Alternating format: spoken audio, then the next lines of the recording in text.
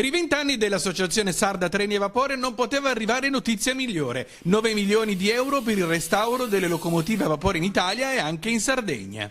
La Sardegna sarà in primo piano, la locomotiva 740 di Cagliari riceverà a breve una grande revisione che le consentirà per i prossimi 15 anni di essere alla testa dei meravigliosi treni turistici nell'interno della Sardegna. E per inaugurare il nuovo anno turistico dei treni a vapore il primo viaggio è stato effettuato da Cagliari a Carbonia. Oltre 250 turisti hanno provato l'ebbrezza di viaggiare a bordo dei vagoni trainati dalla storica locomotiva GR 740-423 del 1923. Abbiamo iniziato con un treno a prova con un locomotore diesel, poi ogni anno 2 treni, 3 treni all'anno, speriamo che continui sempre così. I viaggiatori del treno a vapore arrivato a Carbonia hanno avuto la possibilità di visitare la grande miniera di Servario e il sito delle Domus de Janas di Montesso a Villa Peruccio. Un viaggio in treno a vapore che ha unito territorio, cultura e storia delle ferrovie. Questa è difatti la nostra missione, farlo utilizzare proprio per andare a scoprire tutte le meraviglie